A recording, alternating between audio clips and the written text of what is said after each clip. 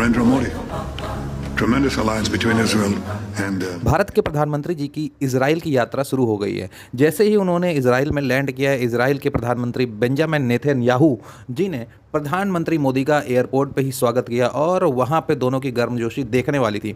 भारत के इजराइल के साथ बहुत पुराने संबंध रहे हैं और वो हमारे हमेशा साथ खड़ा रहा है।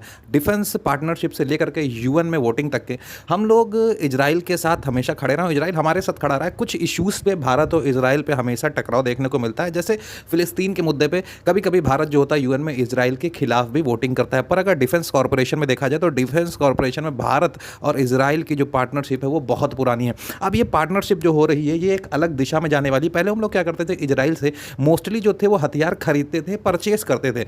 अब की से जो यात्रा हुई है वो इस पे फोकस करेगी कि अब इजराइल और भारत मिल करके डिफेंस के जो चीज़ें हैं उनको साथ में मैन्युफैक्चर करेगा। इस पे सहमति ऑलमोस्ट बन चुकी है। जैसे आपने देखा था कि भारत ने रशिया के साथ मिलकर ब्रह्मोस को बनाया, अब भारत की फ्रांस के साथ भी डील हुई है कि भारत जो राफेल का 50 से 60% हिस्सा जो है वो मेक इन इंडिया के तहत भारत में बनाएगा। ऐसी ही कुछ डील इजराइल के साथ होगी और इजराइल की जो डिफेंस कंपनियां हैं, जो चीज़ें इजराइल और भारत मिल करके मैन्युफैक्चर करेंगे मेक इन इंडिया के तहत, जिससे भारत में लोगों को रोजगार मिलेगा और हम लोग की लोकल मैन्युफैक्चरिंग भी बूस्ट होगी और हम लोग आत्मनिर्भर भारत की तरफ एक कदम मजबूती से रखेंगे। तब तक कि अपना ध्यान रखें, ख्याल रखें।